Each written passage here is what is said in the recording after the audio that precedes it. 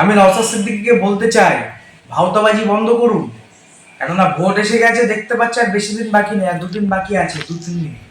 তার আগে শেষ প্রচারে গিয়ে আমি দেখছিলাম উনি বলছেন যে আমি অমুক জায়গায় 15 লাখ, অমুক জায়গায় 20 লাখ, অমুক জায়গায় অত লাখ আমি খরচা করেছি, আমার গাড়ির থেকে আমি ফুরপুরা শরীফ থেকে নাকি 1 কোটি কত লক্ষ টাকা খরচা করেছে। আমি ওনাকে একটা কথা বলতে চাই, আপনি যদি এইসব টাকাগুলো যদি অরিজিনাল খরচা করে থাকতেন, আজকে ভাঙড়ের পরিস্থিতি ওরকম হতো না। রাস্তাঘাট থেকে শুরু করে কোনো আলো আলো ফালো কিছুই নেই ওখানে। ভাঙড়েতে প্রচার করলাম, ভাঙড়ে গিয়েছি, ভাঙড়ের রাস্তাঘাট তো দেখলাম, কি উন্নয়ন করেছে সে ভাওতাবাজি। মানুষদের গিয়ে মুসলিম সমাজ মানুষদেরকে নিয়ে বিভাজন করার চেষ্টা করছে, মানে ডিভাইড করার চেষ্টা করছে। এরা বিজেপির চক্রান্ত করছে। আপনার যতই ঢপবাজি দেন না কেন, কোনো কথায় কান দেবে না, কেন ভাঙড়বাসী বুঝে গিয়েছে যে আপনি যে ভাওতাবাজি ধর্ম নিয়ে রাজনীতি করেন, রাজনীতি বন্ধ করুন। এই রাজনীতি বেশি দিনের জন্য না। আপনার পাশের বিধানসভাটা গিয়ে দেখে আসুন, ক্যানিং বিধানসভা, শওকত মোল্লা সাহেব কিভাবে কি উন্নয়ন করেছে, গিয়ে দেখে আসুন। ওখান থেকে আপনার বাড়ি আসতে মনে হবে না যে ওখানে মনে হবে আপনি থাকবেন। সুতরাং এইসব ভাওতাবাজি বন্ধ করুন। আর আপনাকে বলতে চাই, আপনি যেসব বলেছেন না যে এত লাখ টাকা এত টাকা খরচা করেছি, কি খরচা করেছেন আপনি? লাইটের জন্য এত টাকা খরচা হয়েছে, আমার রাস্তার জন্য এত টাকা খরচা হয়েছে। আপনি তাই না বলে আপনি কোনো কিছু দেখাতে পারছেন না, মানুষদেরকে বোকা বোঝাচ্ছেন। আপনি ভোটের আগে মানুষদেরকে বোকা বোঝাচ্ছেন।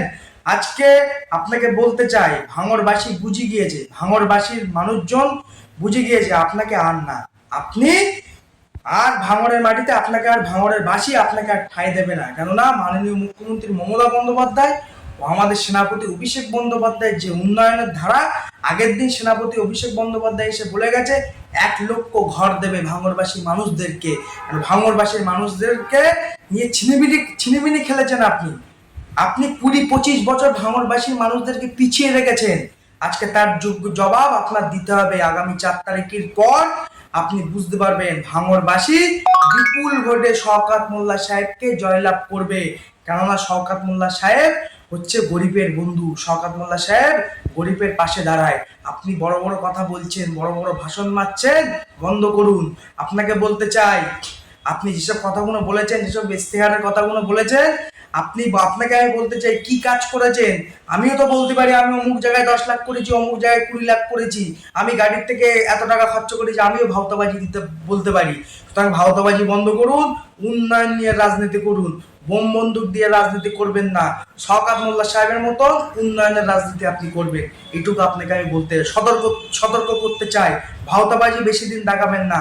আর ভাঙড়বাসীকে বলি, ভাঙড়বাসী মা বোন ভাই যারা আছে, আমাদের বয়োজ্যেষ্ঠ, আমাদের বড় চাচা থেকে শুরু করে যারা আছে, সকলকে আমি অনুরোধ করব, আগামী 29 তারিখে শওকত মোল্লা সাহেবকে 4 নম্বর বোতাম টিপে বিপুল ভোটে জয়লাভ করবেন। কেননা আপনারা লক্ষ্মী ভান্ডারের টাকা পাচ্ছেন, যুবসাথীর টাকা পাচ্ছেন, কন্যাশ্রীর টাকা পাচ্ছেন। আপনারা টেনে যারা আমার ছোট ছোট ভাইরা আছে, মাধ্যমিক পরীক্ষা দিলেই তারা ট্যাগ পাচ্ছে মুখ্যমন্ত্রী প্রকল্প থেকে, বিভিন্ন রকম প্রকল্পের টাকা পয়সা আপনারা পাচ্ছেন। সুতরাং আপনাদেরকে বলি, আমি পীরের আওলাদ পীরজাদা সাদ বিন আমির আপনাদের কাছে অনুরোধ করছি, আমি ভাঙড়ে প্রচারে গিয়ে আপনারা যেভাবে আমাকে আপন করে নিয়েছেন, আপনাদেরকে পীর ভাই হিসেবে আপনাদেরকে আমি বলতে চাই, আপনারা আগামী 29 তারিখে আপনারা শওকত মোল্লা সাহেবকে বিপুল ভোটে জয়লাভ করবেন। এমনভাবে ভোট দেবেন এই নওশাদ সিদ্দিকী যেন বুঝতে পারে যে ভাঙড়টাকে নিয়ে, ধর্ম নিয়ে রাজনীতি খেললে হবে না। ধর্ম নিয়ে যতই রাজনীতি করুক না কেন, আপনারা জনগণ, আপনাদের ভোটটা মূল্যবান ভোট। সুতরাং আগামী 29 তারিখে শওকত মোল্লা সাহেবকে 4 নম্বর বোতাম টিপে বিপুল ভোটে জয়লাভ করবেন। আমি আপনাদের কাছে এইটুকু অনুরোধ করি। আর সাথে সাথে আমি বলি, মাননীয় মুখ্যমন্ত্রী মমতা বন্দ্যোপাধ্যায়ের সকল প্রার্থীদেরকে আগামী 29 তারিখে বিপুল ভোটে জয়লাভ করবেন। কেননা দেখতে পাচ্ছেন বিজেপি যেভাবে চক্রান্ত করছে আজকে বাংলাটা দখল করার জন্য, আপনারা এই সুযোগটা আপনারা দেবেন না। কেননা মাননীয় মুখ্যমন্ত্রী জানেন, জন্ম থেকে মৃত্যু পর্যন্ত প্রকল্প তিনি আজকে অব্যাহত রেখেছেন।